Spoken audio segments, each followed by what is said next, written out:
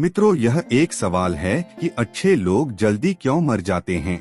अक्सर देखा जाता है कि अच्छे से चलने वाले और धर्म का पालन करने वाले लोग अक्सर बहुत जल्दी मर जाते हैं। कभी कभार आपने भी सुना होगा कि अच्छे लोगों को भगवान जल्दी बुला लेते हैं, लेकिन क्या आपको पता है ऐसा क्यों होता है?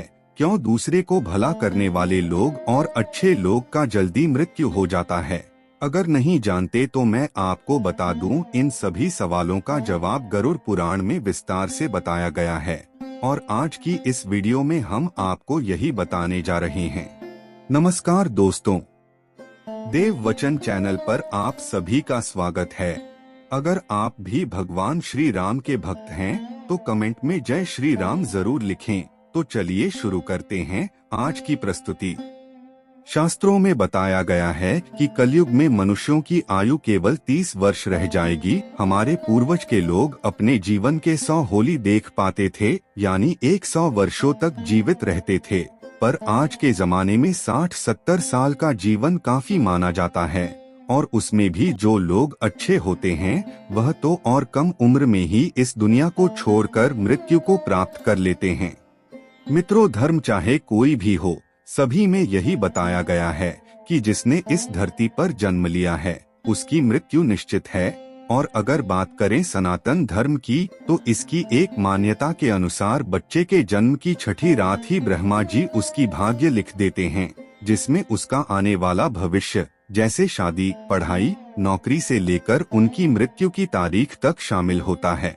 यह निर्णय तो भगवान ही करते हैं कि किसकी उम्र कितनी है और किसकी मृत्यु कब होनी है। मित्रों, हम जो कुछ भी इस जन्म में करते हैं उसका जवाब हमें ऊपर यमराज को देना होता है। यदि उसके पापों का पलड़ा भारी है तो उसे नरक में कष्ट भोगना पड़ता है, और यदि पुण्य का पलड़ा भारी है तो उसे स्वर्ग का सुख मिलता है।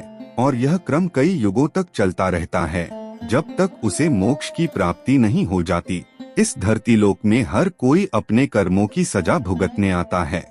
कोई आत्मा मनुष्य बनती है तो कोई जानवर के शरीर में प्रवेश करती है। यह उसके संचित कर्मों के आधार पर ही तय होता है। इसके अलावा उसे जन्म देने वाले माता पिता के संस्कार भी उसके अंदर आते हैं। इसके बाद वह जो कर्म करेगा उसके अनुसार उसे पुण्यात्मा या दुरात्मा कहा जाता है, और यही पुण्य आपकी मृत्यु की तारीख भी बदल देते हैं।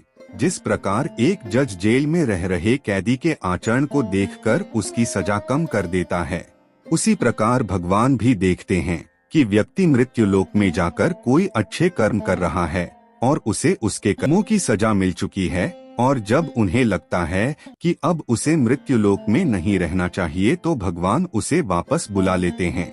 क्या आपने कभी एकांत में सोचा है कि आपको यह मनुष्य जीवन क्यों मिला है? अगर नहीं सोचा है तो मैं आपको बता दूं, महाभारत में युधिष्ठिर महाराज के एक प्रश्न के उत्तर देते हुए भीष्म पितामह ने कहा था कि कोई भी प्राणी किसी से बड़ा नहीं है।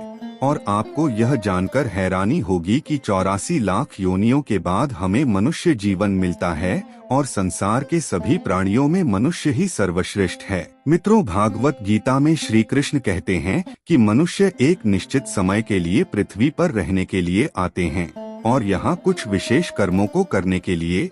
जब हमारे कर्म पूरे हो जाते हैं और इस जीवन के लक्ष्य प्राप्त हो जाते हैं तो प्रभु हमें इस मृत्यु लोक से वापस बुलाकर परलोक में एक सहज स्थान प्रदान करते हैं। शास्त्रों में बताया गया है कि भगवान हर अच्छे इंसान को किसी न किसी उद्देश्य से धरती लोक में भेजते हैं और भगवान का अवतार उन उद्देश्यों में शामिल होता है। इसीलिए जब वे उद्देश्य पूरे हो जाते हैं तो भगवान उन्हें वापस बुला लेते हैं। अर्थात अच्छे लोगों की मृत्यु उनके अच्छे कर्मों पर निर्भर करती है और ऐसे लोगों की मृत्यु जल्दी हो जाती है। मित्रों, मृत्यु अटल है, इसे कोई टाल नहीं सकता है और न ही इसका समय बदल सकता है। यह सब कुछ भगवान द्वारा निर्धारित है। आपकी मृत्यु आपके कर्मों के आधार पर परिवर्तित की जा सकती है।